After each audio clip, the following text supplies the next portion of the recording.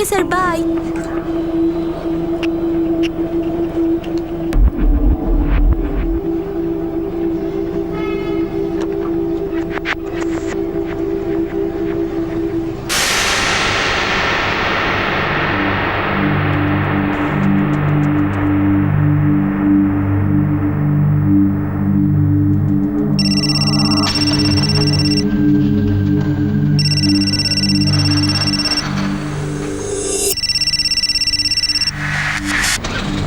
Hello, হ্যাঁ মা।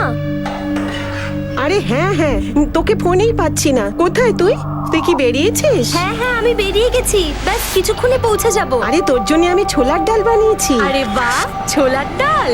তাহলে আমি এক্ষুনি আসছি। আরে হ্যাঁ হ্যাঁ, আমি বুঝতে পেরেছি, ছোলার নাম শুনেই তোর জিভে জল এসে গেছে। আরে শোন, আসার সময় 1 লিটার দুধ আর একটা বাটারের প্যাকেট নিয়ে আসিস। হ্যাঁ,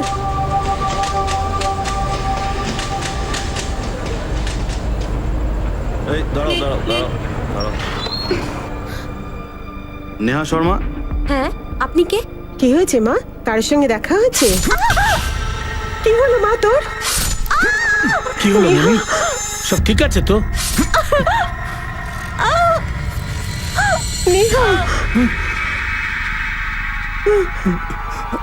হ্যালো হ্যালো,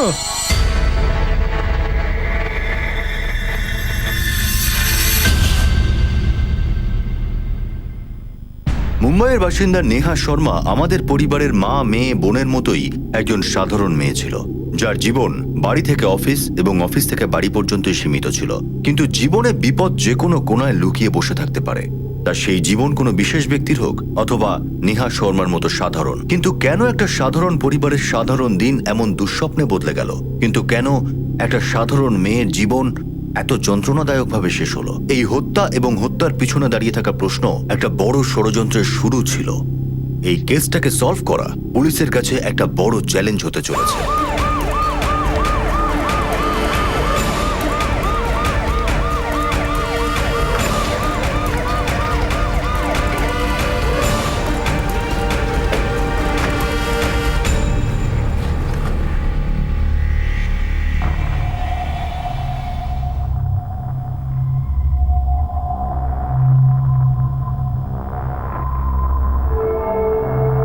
সিরকে ছুরি দিয়ে অনেক জায়গায় আঘাত করা হয়েছে, কিন্তু ক্ষতগুলো গভীর নয়। এই দেখো, মানে খুনি কোনো শার্প ওয়েপন ব্যবহার করেনি। এর তো একটা আঙুলও কেটে ফেলেছে। খোলা রাস্তায় তো নির্মম ভাবে কেউ একে হত্যা করলো। এটা ক্রাইম প্ল্যান নিশ্চয়ই, কিন্তু ক্রিমিনাল নতুন। এই দেখো, খুনি মারার সময় ওকে মেরে তো ফেলে, কিন্তু পরে বমি করে ফেলে। এই দেখো, আশেপাশে কিছু পাওয়া গেছে? হ্যাঁ স্যার, একটা মোবাইল আর একটা পার্স পেয়েছি, আর পার্সের মধ্যে থেকে এই ড্রাইভিং লাইসেন্সটা পেলাম।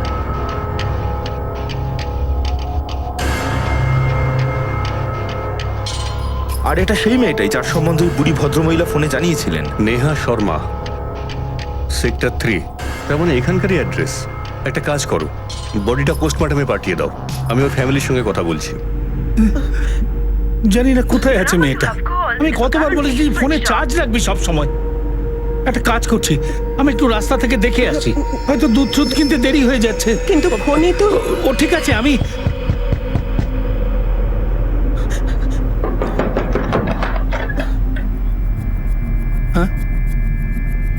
এটা নেহা শর্মার বাড়ি। আগে হ্যাঁ, পেলেন নেহাকে? আমি আপনাকে ফোন করেছিলাম। নেহা আর বেঁচে নেই। বডির কাছে আমরা এই মোবাইল ফোনটার আইডি কার্ডটা পেয়েছি। এটা এটা আপনি কি বলছেন? না, এটা হতে পারে না। আমরা ওর বডি প্লেজেন্ট পার্কের ব্যাক রোডে পেয়েছি।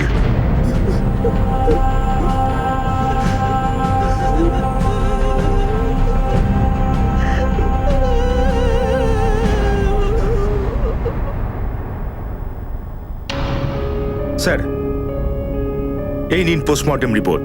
স্যার, নেহাকে খুনি খুব নৃশংসভাবে মেরেছে, আর মৃত্যুর আগে নেহা খুব স্ট্রাগলও করেছিল স্যার, আর ওর আঙুলটাও তারপরেই কাটা হয়েছিল। একটা ব্যাপার তো পরিষ্কার, এই খুনি কোনো প্রফেশনাল নয়, নাহলে ভিকটিমকে মারতে এত স্ট্রাগল করতে হতো না। স্যার, মরে যাওয়ার পরে নেহার আঙুলটা কেটে নেওয়াটা খুব অবাক করার মতো। যদি নেহাকে লুট করার উদ্দেশ্য নিয়ে মারা হয়েছিল, তাহলে ওর গলার সোনার চেনটা কেন ফেলে রেখে গেল? আর মরার পর সেই আঙুলটাই কেটে নেওয়া হলো যেটা বিয়ের এনগেজমেন্টের রিং পরা হয়। তুমি বলতে চাইছো মার্ডারে লাভ অ্যাফেয়ার ইনভলভ রয়েছে? ইয়েস স্যার, আই থিঙ্ক এটা পার্সোনাল অ্যাটাকও হতে পারে। স্যার, নেহার শ্বশুর শাশুড়ি। পাঠাও ওনাদের ভেতরে। Yes sir. প্রত্যেক দিনের মতো কথা বলতে বলতে বাড়ি আসে, হঠাৎ করে চেঁচানোর আওয়াজ পেলাম। নেহা, কি হয়েছে মা? নেহার স্বামী, আই মিন আপনাদের ছেলে কোথায়? ও ও এখানে ওখানে পড়ে থাকে সব সময়। এই কিছুদিন আগে বেল পেয়ে বাইরে এসেছে। জেল পেয়ে?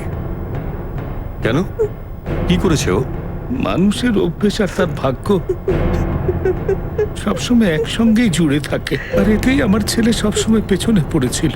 নেহার সঙ্গে যখন কথা হলো, আমরা ভেবেছিলাম বিয়ের পর ছেলে ঠিক হয়ে যাবে। এতদিন হয়ে গেছে, কাজ ছেড়ে দিয়েছিস নাকি? এখন কি রোদে ঘাম শুকোতে যাবো নাকি? লোকেরা অনেক বুদ্ধিমান হয়ে গেছে, এখনকার দিনে কেউ ইন্স্যুরেন্স করে না। সুরেশ, যে কাজ করতে চায় তার তো সমস্ত রকম কাজ করার কথা। বাড়িতে টাকা নেই, তুমি তুমি কখন বুঝবে সংসারের আমাকে দায়িত্বের দিয়ে যদি কথা? তোমাদের ইচ্ছা অনিচ্ছা পূরণ না হয়, তাহলে নিজেরা পূরণ করে নাও। সুরেশ সাহেব, সুরেশ তো একই রক্তের হয়েও কখনো নিজের হলো না, কিন্তু নেহা নেহা তো আমাদের বৌমা হয়েও মেয়ের মতো কাজ করে যাচ্ছে। ও তো আমাদের জন্য সুরেশের থেকে বেশি সবকিছু করতো।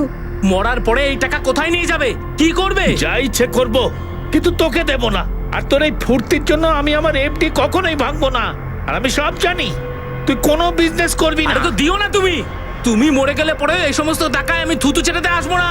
আরে অন্যদের বাবারা নিজেদের সন্তানের জন্য কি কি না করে, আর তুমি একটু টাকা দিতে পারছো একটা না। ফুটো পয়সাও দেবো না তোকে। দিন রাত অকর্মণ্যের মতো বাড়িতে বসে আছিস, আর আমার সারা জীবনের রোজগারকে খরচ করতে চাইছিস। আরে অন্য মা বাবার মতন যদি হতাম না, তাহলে তোর মতো ছেলেকে জুতো মেরে জুতো বাইরে মেরে বার বের করে করে দিতে। দিতে। জুতো মারতে তুমি, হ্যাঁ? এত বড় সাহস তোমার? মেরে তোমার। খুব ভুল করছো। যে তোমাকে জন্ম দিয়েছে তারই গায়ে হাত তুলছো। আর এইসব করে তুমি আমাকে বাধ্য করো না যাতে আমি পুলিশকে ডাকি। হাট! আমরা তো ভেবেছি সময়ের সাথে সাথে ও বদলে যাবে, নিজেকে সামলে নেবে, ও নিজে নিজেই সব ছেড়ে দেবে। কিন্তু এমন কিছু কিছু ঘটনা থাকে যেটা সময়ের সাথে সাথেও পাল্টায় না। আরে কোথায় নিয়ে যাচ্ছে লোকে? কোথায় আরে নিয়ে যাচ্ছে? ছেড়ে কি করেছে ও? আঙ্কেল, আপনার ছেলেটা এক নম্বরে ফ্রড। অন্য নামে ইন্স্যুরেন্স করায় এখনো পর্যন্ত কোম্পানিকে অনেক টাকার ঘাটতি করিয়েছে। নিয়ে চলো ওকে। সাহেব, ইন্সপেক্টর স্যার, আমার ছেলে। এই মুহূর্তে এই সুরেশ কোথায় রয়েছে? ওর এক বন্ধু প্রপার্টি ডিলার, রাত দিন সেখানেই পড়ে থাকে।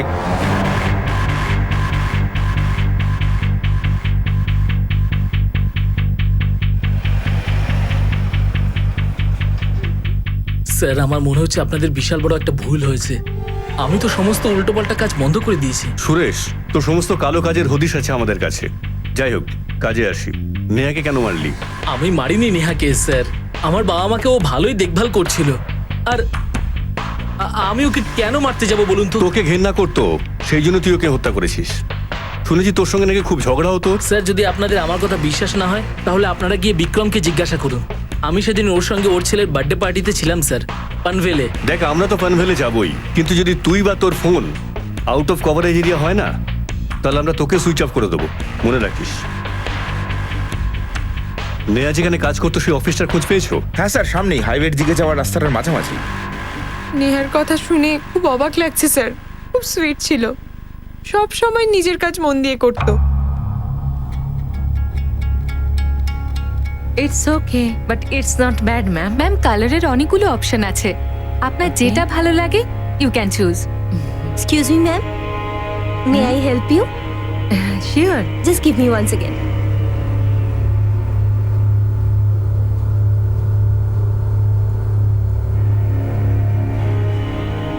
কিন্তু এই ব্যাপারটা নিয়ে অনেকেই খুশি ছিল না। তারা কারা যারা খুশি ছিল না? পুনম, নেহার আগে ওই এখানের বেস্ট সেলস গার্ল ছিল। নেহা আসার পর থেকে পুনম খুব অন্যমনস্ক হয়ে গেছিল। আর এক্সট্রিম তো তখন হলো যখন নেহা এখানের সেলস টিম লিডার হয়ে গেল। স্যার, এই নিন মিষ্টি। সাক্ষী নে। প্রমোশনের জন্য অনেক অনেক শুভেচ্ছা নেহা। Thank you. ওয়েলকাম।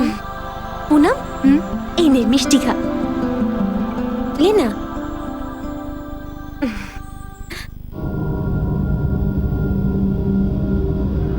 এই পুনম কোথায়? উপরে স্যার। পুনম, তোমার বেস্ট ফ্রেন্ড নেহার মার্ডার হয়েছে। শুনলাম তোমার সঙ্গে খুব ভালো সম্পর্ক ছিল। স্যার আমি তো বললাম আমি কিচ্ছু করিনি। আমি কখন বললাম যে তুমি কিছু করেছো? চলো আমি সরাসরি তোমাকে জিজ্ঞাসাবাদ করি, নেহাকে নিয়ে তোমার কি প্রবলেম ছিল? স্যার আমি এখানে অনেক বছর ধরে কাজ করছি, কিন্তু এত পরিশ্রম করার পরেও একটা নতুন মেয়ে এলো আর 2 মাসের মধ্যে আমার হেড হয়ে গেল। স্যার এই ব্যাপারটা আমার মোটেও ভালো লাগেনি, আর এই ব্যাপারটা নিয়ে আমি একটু রেগেও ছিলাম। আর সেটার পরিণাম এটা হলো যে নেহা আজ এই পৃথিবীতেই নেই। না না স্যার, এরকমটা নয়, আমি কিচ্ছু করিনি। নেহার সাথে যেদিন এরকম হলো আমি এখানেই ছিলাম স্টোরে, আমি পুরো দিন এখানেই কাজ করেছি নিউ স্টকের। স্যার, সুরেশের বন্ধু বিক্রমের সাথে কথা হলো। পানভেলে ওর ছেলের বার্থডে পার্টি ছিল, আর সুরেশ সারাদিন ওখানেই ছিল। ও পার্টির কিছু ছবিও আমাকে পাঠিয়েছে। শিরকে এটাও তো হতে পারে যে মার্ডার যে করেছে সে অন্য কেউ, আর করিয়েছে অন্য কেউ। সুপারি কিল। কিন্তু স্যার, মার্ডার করার ধরন দেখে তো মনে হচ্ছে যে এটা একেবারে কাঁচা হাতের কাজ। শিরকে নতুন লোক কেউ হতেই পারে। এমনিতেও কন্ট্রাক্ট কিলার তার প্রথম দিকের কিছু কাজে ছোটখাটো কিছু ভুল তো করেই, সেই জন্য আমরা ওখানে বমিও পেয়েছি। আর তাছাড়া স্যার, জেলে সুরেশের অনেক ক্রিমিনালের সাথে বন্ধুত্ব হয়েছিল। আর স্যার, আমি খোঁজ নিয়ে দেখেছি ভীরা নামের একজন কন্ট্রাক্ট কিলারের সাথে ওর ভালো বন্ধুত্ব ছিল। বীরা?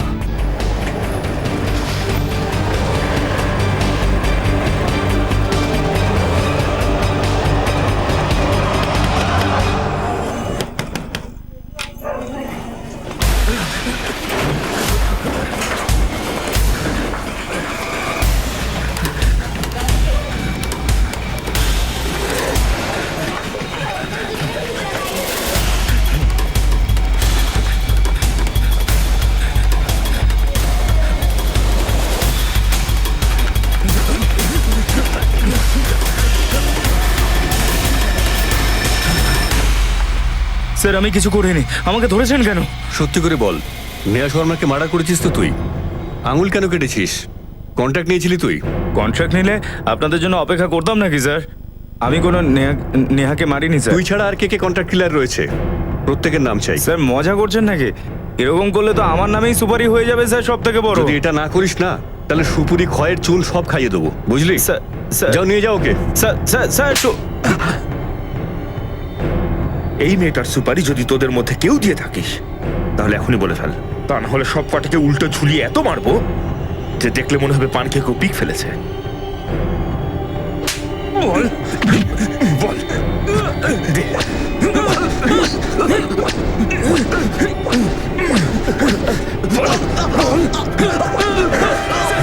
বল। স্যার, এই রাস্তাটাও ডেড এন্ডেই শেষ হলো। সব কটাকে এত ধুলাই দিলাম, কিন্তু মুখ থেকে একটা কথাও বেরোলো না। সেকে কন্ট্রাক্ট কিলার্স মার্ডার করার পর হাওয়ার মতো গায়েব হয়ে যায়। আর দ্বিতীয় কথা এটা, এই যে মার্ডারটা হয়েছে এটা ধরন দেখে বোঝা যায় মার্ডারার এর আগে একটা মশা পর্যন্ত মারেনি। হ্যালো, সাব ইন্সপেক্টর সিরকে বলছি। ওকে, থ্যাঙ্কস। স্যার, পুনামের কল আর লোকেশন ডিটেলস চলে এসেছে। মার্ডারের দিন নেহার ফোনটা ওইখানেই অ্যাক্টিভ ছিল, ঠিক যেখানে নেহার খুন হয়েছে। ওই প্রমাণটুকুই যথেষ্ট। ওটাও পুনমকে।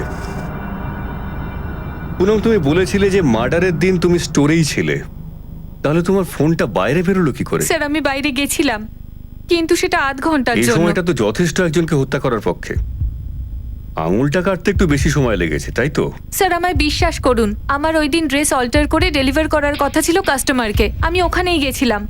সেদিন ওনার মেয়ের বার্থডে ছিল, উনি খুব বিজি ছিলেন, তাই আমিই চলে গেছিলাম। পুনম, যদি তোমার এই কথাটা মিথ্যে হয় না, তাহলে তার পরিণাম যা হবে সেটা তুমি ভাবতেও পারবে না।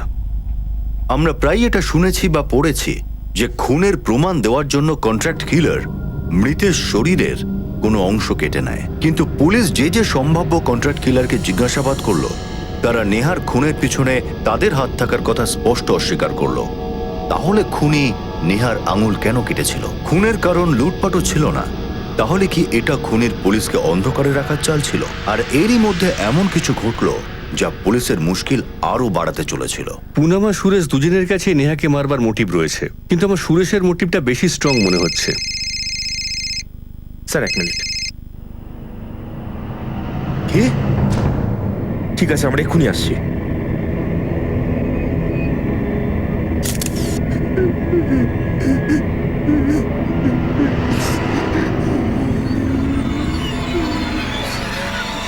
কে ফোন করেছিল? স্যার এরা দুজনে এখান থেকে যাচ্ছিল, তখনই বডিটা দেখতে পায়। স্যার, নেহা বৌদিকে তো আমি আগে থেকেই চিনতাম, আর আমি এখানে আশেপাশেই থাকি। নেহা বৌদিকে দেখে তখন আমি অমরবাবুকে ফোন করি। এ কি এর স্বামী? হ্যাঁ। নেহা? শিরকে এর নামও নেহা? এরও বাঁ হাতের আঙুলটা কাটা। এটা কোনো কোইন্সিডেন্স নয়।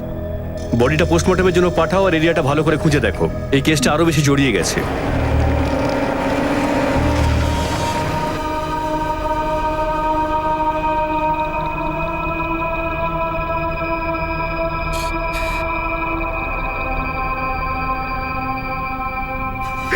এরকম কি করে হতে পারে স্যার? কেউ কেন মারবে আমার নেহাকে? কারোর সঙ্গে কোনো ঝগড়া বা পুরনো শত্রুতা? না স্যার, আমাদের সাথে কারোর কোনো শত্রুতা নেই। আমরা তো দিন আনি দিন খাই, বরং অন্য কারোর ব্যাপারে আমরা কোনো নাক গলাই না। ওকে। নেহা রোজই পার্কে যেত নাকি? রাত্রেবেলা খাওয়ার পর ও হাঁটতে যেতে পছন্দ করে। দেখুন, এই ধরনের কেসে বেশিরভাগ ক্ষেত্রেই মার্ডারের ভিকটিমের ডেইলি রুটিন ভালো করে জানা থাকে। আর ডেইলি রুটিন খুব ভালো করে জানা থাকে হয় খুব কাছের লোকের অথবা আশপাশের লোকের। যদি আপনাদের কারো প্রতি কোনো সন্দেহ থাকে তাহলে আমাদের নির্দ্বিধায় বলুন।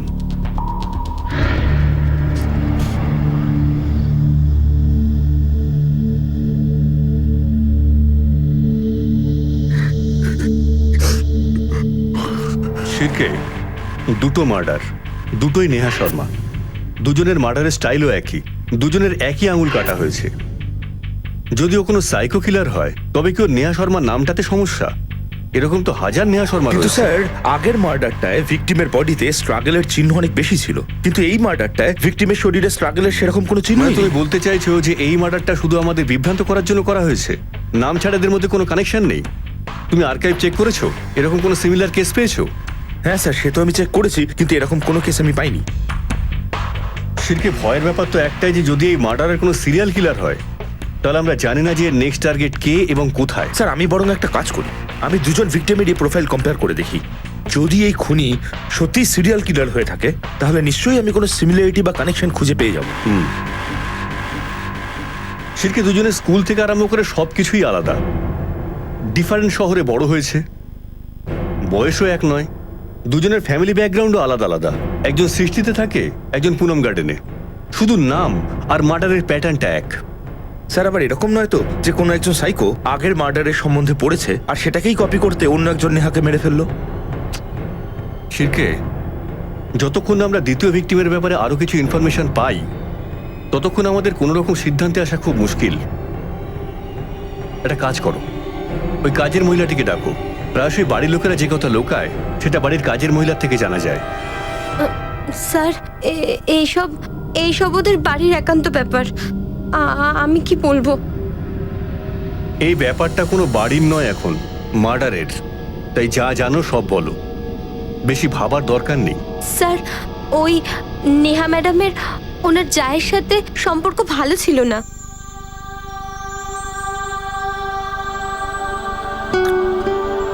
আরে বৌদি, এইসব সিঙ্গারা খেও না, না হলে তুমি মোটা হয়ে যাবে।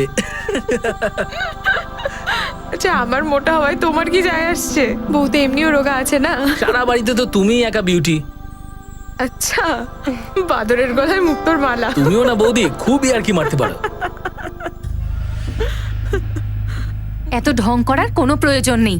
এই যে এত তোমার ঢং না, এটাকে একটু কন্ট্রোল করো। যদি আবার এরকম করতে দেখি না তাহলে কি করতে হবে সেটা আমি ভালো করে জানি, বুঝেছো?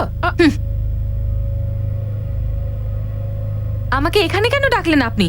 আমি কি ক্রিমিনাল নাকি? ক্রাইম করার আগে প্রত্যেক ক্রিমিনালই একটা সাধারণ মানুষ হয়, যেমন তুমি।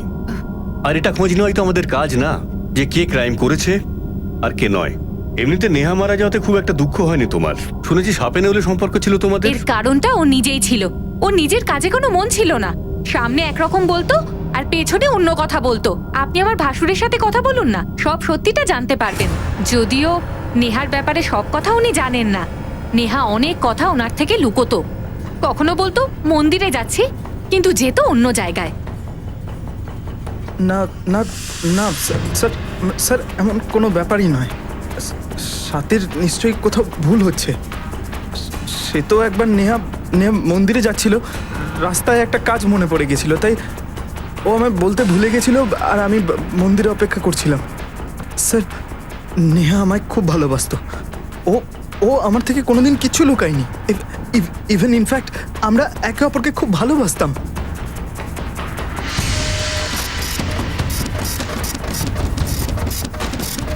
স্যার, এটা নেহার কল রেকর্ডস।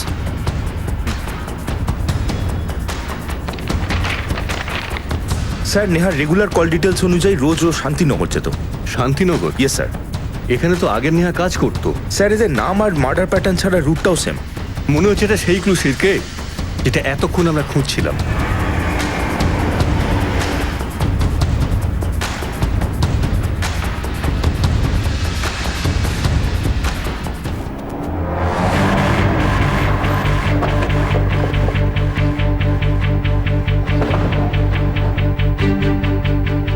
সিরকে,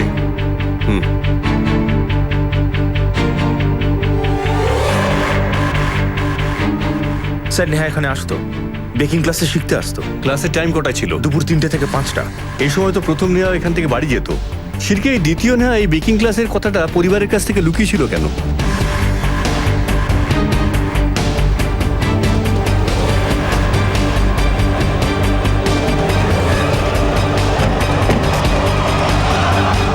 আপনারা কি জানেন প্রতিদিন দুপুর 3টে থেকে 5টায় নেহা সুইট হার্ট বেকিং ক্লাসে যেত?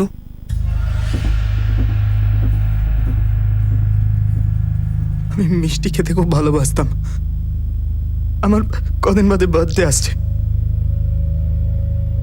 ক্লাসটা হয়তো হতে পারে আমার সারপ্রাইজ দেওয়ার জন্য জয়েন করেছিল। সিরকে, একই এলাকায় এদের দুজনের উপস্থিতিটা বিরাট বড় ক্লু। এটা ওয়েস্ট করো না, একটা কাজ করো, এলাকার সমস্ত সিসিটিভি ফুটেজ চেক করো। যদিও জানি এটা ঘরের গাড়ায় ছুঁচ খোঁজা, কিন্তু আমাদের করতেই হবে। স্যার, দুটো আলাদা আলাদা পরিস্থিতিতে দুটো আলাদা আলাদা খুন, কিন্তু এই দুটো হত্যার ক্ষেত্রে এই মিল ছিল, তা শুধুমাত্র নামের নয় বরং খুনের পদ্ধতিতেও। কিন্তু পুলিশের পূর্ণ বিশ্বাস ছিল যে এই দুজন নেহা শর্মার খুনের পিছনেই দুজন আলাদা ব্যক্তি রয়েছে। যদি পুলিশের অনুমান সঠিক হয়ে থাকে তাহলে দ্বিতীয় নেহা শর্মার খুনি ভীষণই ধূর্ত, যে প্রথম হত্যার পদ্ধতিকে হুবহু নকল করেছিল, যাতে পুলিশের পুরো নজর আর সন্দেহ কোনো সিরিয়াল কিলারের দিকে চলে যায়। হয়তো এই দুজন নেহার মধ্যে কোনো সরাসরি সম্পর্ক ছিল না, কিন্তু কোথাও না কোথাও এই দুজনেরই দুর্ভাগ্য একে অপরের সঙ্গে যুক্ত ছিল। স্যার, আমি ওই এলাকার সমস্ত সিসিটিভি ফুটেজ আনিয়েছি। এই দেখুন স্যার।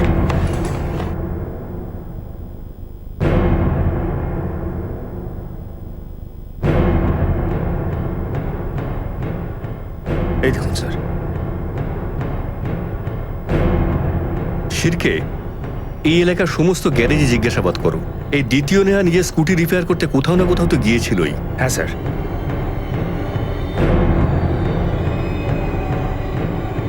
স্যার, নেহা সেই দিন এখানে এসেছিল, ওর স্কুটির স্পার্ক প্লাগ খারাপ হয়ে গেছিল। সিরকে, এটা শুধুমাত্র কোনো কোইন্সিডেন্স নয়, নিশ্চয়ই কোনো কানেকশন আছে যেটা মিসিং। একটা কাজ করা যাক, এই মিসিং এর সূত্রটা বেকিং ক্লাস থেকে শুরু করা যাক।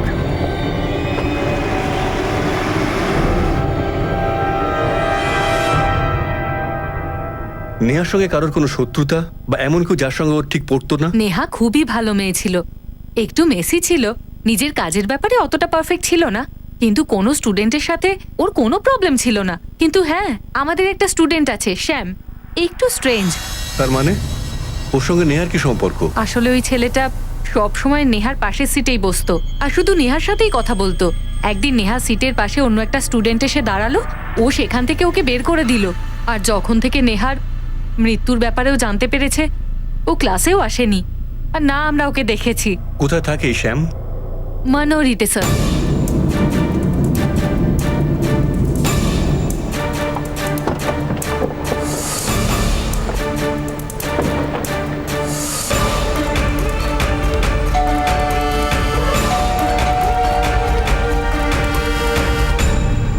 শ্যাম বাড়িতে আছে?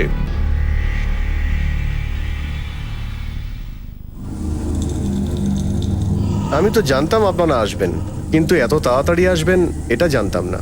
না হলে কেকটা আমি তাড়াতাড়ি বানিয়ে ফেলতাম। শ্যাম, তোমার বেস্ট ফ্রেন্ড নেহাকে কেউ হত্যা করেছে, এই খবরটা শুনে তোমার খারাপ লাগেনি? যদি খারাপ না লাগতো তাহলে আমি ক্লাসে চলে যেতাম, আমি বাড়িতে থাকতাম না। নেহা তোমার বেস্ট ফ্রেন্ড ছিল না? ও ছাড়া আর কারোর সঙ্গে তুমি কথা বলতে না। কেকের থেকে বেশি মিষ্টি ছিল ও। ও শুধু আমার সঙ্গে কথা বলতো। ও বাকি সবার মতো আমাকে ইগনোর করতো না। শ্যাম, প্লিজ আমায় একটু সাহায্য করো না, তুমি তো খুব ভালো পারো। দেখো না, আমার তো হচ্ছেই না। সর।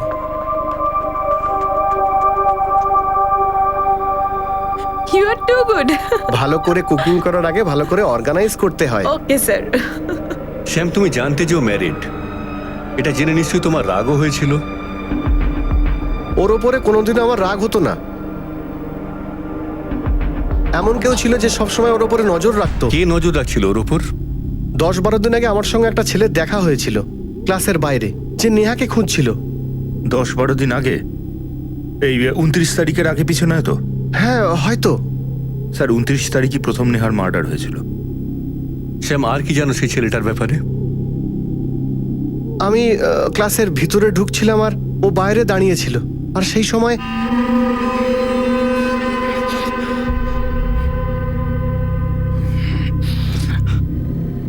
ভাই শোন, ওই নেহা এখানে এসেছে? হ্যাঁ এসেছে হয়তো, কিন্তু তুমি কে?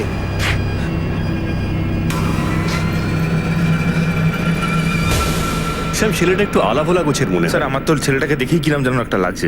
আমার তো পুরো সন্দেহ হচ্ছে এই ছেলেটাই ওকে মেরেছে। না সিটকে, আমার মনে হয় না ও কিছু করেছে। হ্যাঁ একটু অদ্ভুত গোছের হয়তো, কিন্তু মার্ডার করা ওর কম্য নয়। বিন্টু বল, কি খবর? কি স্যার, আমার নাম্বারটা সেভ আছে? তোর পুরো ঠিকুজি গোষ্ঠী আমার কাছে থাকে। টাইম পাস না করে আসল কথাটা বল। ওই লোকটাকে মনে আছে? নেহার কেসের ওর হাজবেন্ড। কে? সুরেশ? হ্যাঁ ওই স্যার, ও 2 নম্বর নেহার বাড়ির আশেপাশে ঘুরছিল। বলুন তো কে অত দূরে পেট্রোল নিতে যায়? হ্যাঁ আপনি তো ভালোই বোঝেন স্যার। আচ্ছা স্যার, আরেকটা কথা বলার ছিল। যে পার্কে 2 নম্বর নেহার বডি পেয়েছিলেন না, সেখানেই সুরেশ চাকরি করার চেষ্টা করছিল। চল ঠিক আছে। পিন্টুর ফোন ছিল স্যার। সুরেশকে দ্বিতীয় নেহার বাড়ির আশেপাশে দেখা গেছে স্যার। ওই নেহার লাশটা যেই পার্কে পাওয়া গেছে সেখানেই ও চাকরির জন্য চেষ্টা করছিল। সে কি একটা কাজ করো, এই সুরেশকে থানার কয়েকটা চক্কর কাটাও তো। থানাতেও করার মতন অনেক কাজ আছে।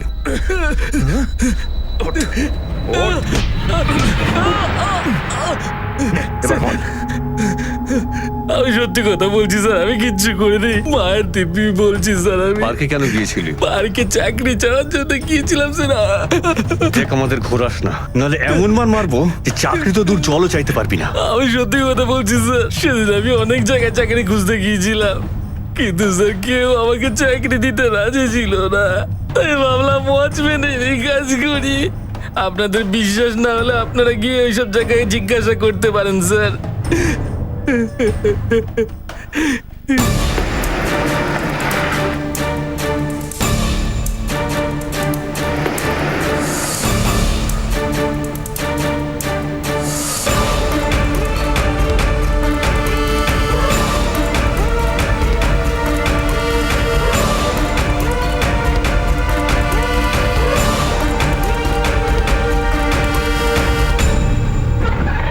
স্যার আমি সব জায়গায় জিজ্ঞাসাবাদ করেছি। এই সুরেশ সব জায়গায় কাজ খুঁজতে গেছিল। শিরকে তাহলে এটা কি মেনে নিতে হবে যে সুরেশ এই দুটো মার্ডার করেনি? স্যার স্যার এই নিন স্কেচটা, স্যাম যেটা আমাদের স্কেচ আর্টিস্টকে দিয়ে বানিয়েছিল। ঠিকুজি বার করো ওই ছেলেটার।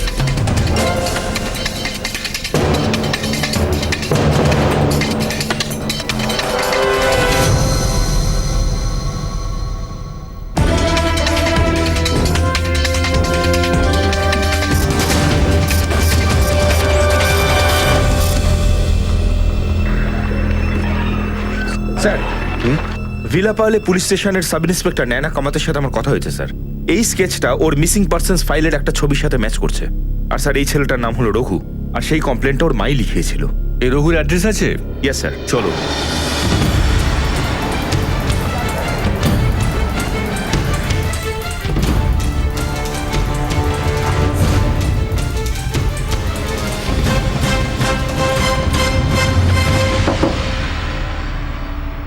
স্যার, রঘুর ব্যাপারে কিছু জানতে পারলেন? আমি তো সব জায়গায় খুঁজলাম, কিন্তু কোথাও তো পেলাম না। আপনার ছেলে কাজ কি করতো? কোনো কাজ করতো না, দিন রাত শুধু বন্ধুদের সঙ্গে ঘুরে বেড়াতো। অনেক করে বোঝাতাম, কিন্তু আমার একটা কথাও ও শুনতো না। সব সময় নেশা করতো। স্যার আশেপাশে খবর নিয়ে দেখেছি রঘুর চালচলন কিন্তু ঠিক লাগছে না। ড্রাগস ইত্যাদি তো নিয়েই থাকে আর সারা জীবন ফেল করেই এসেছে। সে পড়াশোনা হোক বা ক্রিকেট, কোথাও কোনো কিছু করতে পারেনি স্যার। শিরকে একটা ইয়াং ছেলে কেন খুন করতে যাবে, তাও এরকম একটা ছেলে যে কোনো কাজই ঠিক মতো করতো না? কে জানে স্যার, হতে পারে কেউ ড্রাগস বা টাকার লোভ দেখিয়েছিল। ইয়াং ছেলে বিপথে চালিত হয়েছে, তাকে টোপ দেওয়াটা তো খুব সহজ ব্যাপার। একটা কাজ করা যাক, ড্রাগসের সমস্ত ঠেক চেক করা যাক।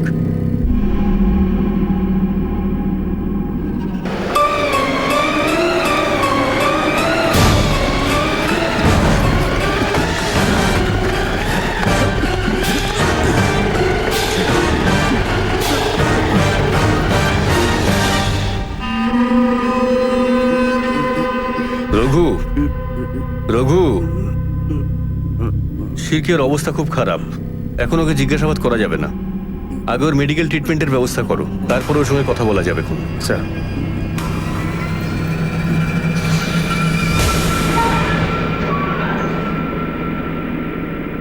শরীর কেমন আছে রঘু? ঠিক আছি। এই দুজনকে চেনো? এটাকে তুমি মেরেছো আর একেও তুমি মেরেছো? না স্যার, একে আমি মারিনি তাহলে একে কে মেরেছে? স্যার। ওই আমার মামা এসেছিল।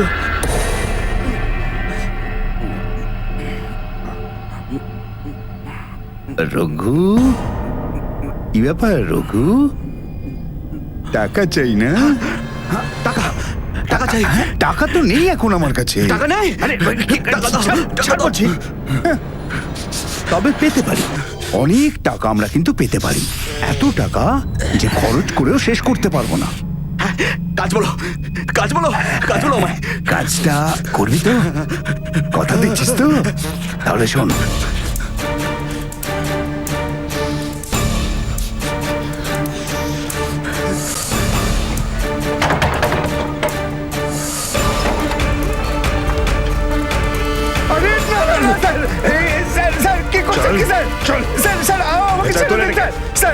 আমি কি করেছি স্যার? আমি তো একটা ট্যাক্সি ড্রাইভার স্যার। গত 4 বছর ধরে ওনার গাড়ি। তো সমস্ত কাহিনী শোনার মতন কোনো ইন্টারেস্ট আমার নেই। সোজা ক্লাইম্যাক্সে আয়। চল, নামটা বল। বল স্যার।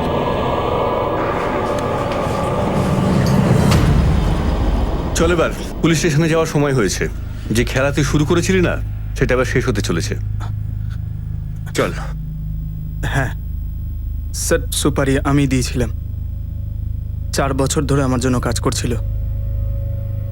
আচ্ছা, তারপরে আগে যদি কোনো বিশেষ কাজ করানোর হয় তাহলে কাকে দিয়ে করাবো? স্যার, সেটা তো কাজের উপর ডিপেন্ড করছে। কি কাজটা বলুন তো? কাজটা একটু রিস্কি আর ইল্লিগাল, কিন্তু টাকা যা চাইবে তাই পাবে। স্যার, এ হচ্ছে আমার ভাগনা রঘু। হয়ে যাবে তো? 100% হয়ে যাবে। এই নাও, বাকিটা কাজের পরে, আর সাবধানে করবে।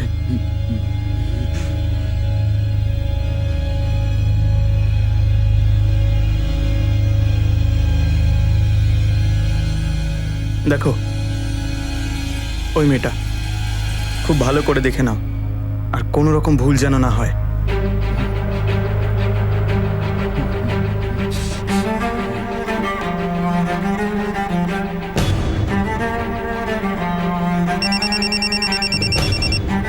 হ্যালো। হ্যাঁ হ্যাঁ, নেহা তুমি বেরিয়ে গেছো? হ্যাঁ, বেরিয়ে গেছি, এই ঢুকবো জাস্ট।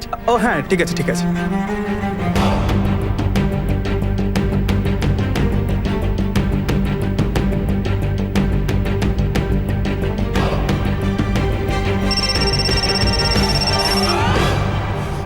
হ্যালো রঘু, হ্যাঁ শোনো, বেরিয়ে গেছে। কোনো রকম যেন ভুল না হয়, ঠিক আছে? আর শোন, আমি তোর সঙ্গে 1 সপ্তাহ বাদে দেখা করব বাকি টাকা নিয়ে। আমি খুব বড় ভুল করে ফেলেছিলাম ওই ছেলেটার উপর ভরসা করে। যে ছেলেটা নিজে সোজা হয়ে চলতে পারে না, ও এত বড় কাজ কি করে করতে পারবে? আর তারপরে সব গন্ডগোল হয়ে গেল। তুই রঘুকে শান্তিনগরের পরের সিগন্যালটায় ওয়েট করতে বলেছিলি, কিন্তু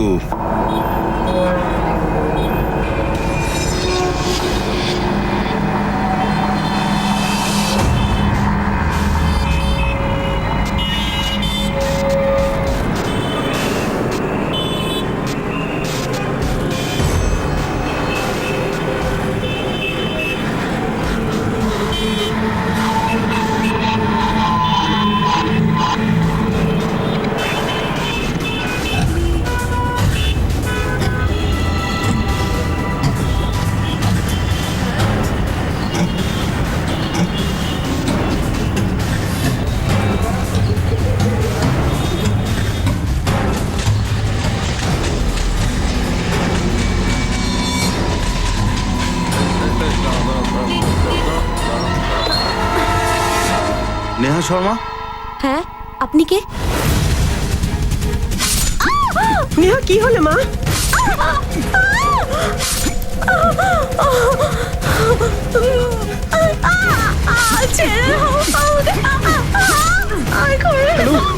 হ্যালো,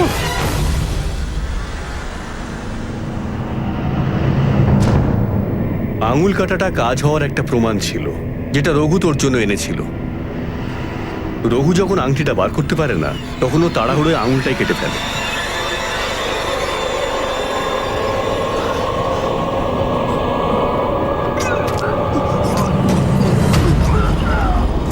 প্রথম মার্ডারটা তুই রঘুকে দিয়েই করিয়েছিলি, কিন্তু দ্বিতীয় মার্ডারটার জন্য কোনো কন্ট্রাক্ট কিলারকে সুপারি দিয়েছিলি তো তুই। চল, নামটা বল। ও যে ভুলটা করেছিল তার জন্য মাসুল গুনতে হয়েছে আমায়। সেই জন্য আমি ভেবেছিলাম যে এবার আর আমি কারোর ওপর ভরসা করব না।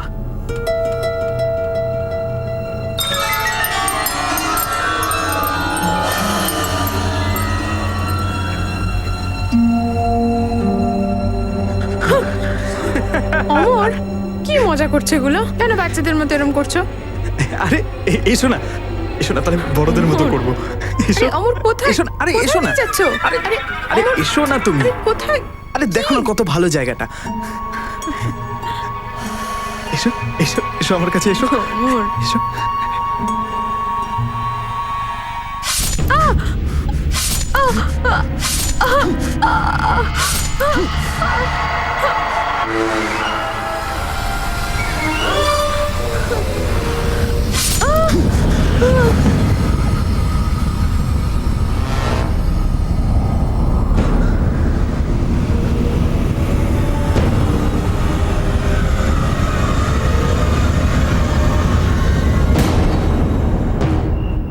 নিজের বউয়ের আঙুলটা শুধু তুই এই জন্য কেটেছিলি যাতে আমরা বিভ্রান্ত হই?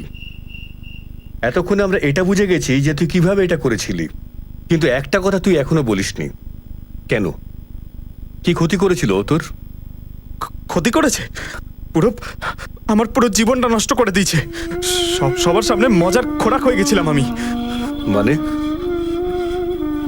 আমি তোতলাই, কখনো কখনো এসে যায় তোতলানো। আমি আমি আমি কি করবো এতে? আপনাদের সামনে তোতলাচ্ছিলাম, কিন্তু আমি নিজেকে কন্ট্রোল করছিলাম। আরে আগে তো আমি এত তোতলাতাম যে কারোর সামনে কথা বলতে পারতাম না, কিন্তু যখন থেকে নেহা আমার জীবনে আসে আমি পুরো চেষ্টা করেছিলাম যাতে আমি আর না তোতলাই। আমি জোরে জোরে নিউজ পেপার পড়তাম, গান গাইতাম সারা রাত ধরে লুকিয়ে লুকিয়ে, যাতে আমার এই অভ্যেসটা ঠিক হয়ে যায়, তোতলামো বন্ধ হয়ে যায়। কিন্তু সব শেষ করে দিল ও। শুধু শুধু শুধু একটা মজার পাত্র সব শেষ করে দিল ও। হাসছিল আমার উপর।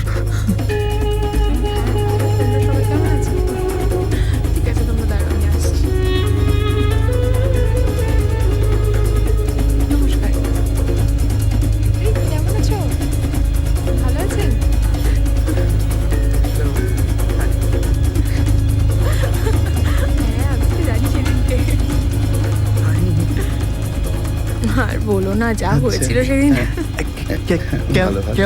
কেমন আছেন আপনি? খুব ভালো, খুব ভালো।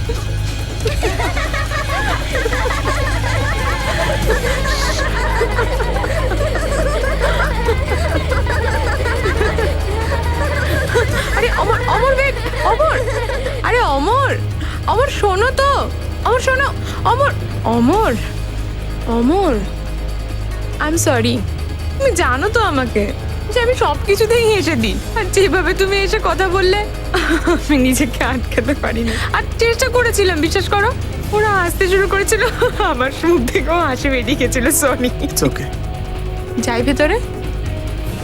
সরি, এবার পাক্কা হাসবো না।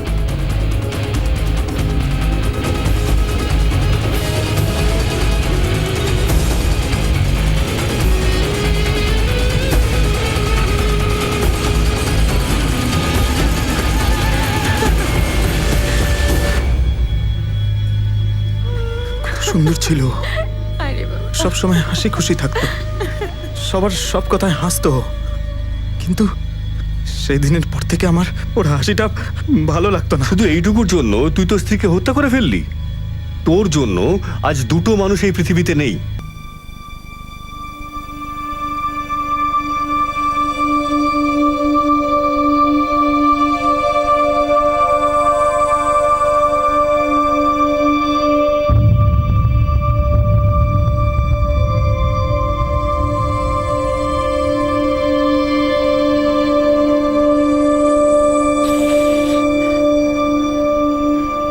এটা কি কোনোভাবে সম্ভব যে কারো নিষ্পাপ হাসি কাউকে এত বড় আঘাত দেবে যে সে তাকে প্রাণে মেরে ফেলবে?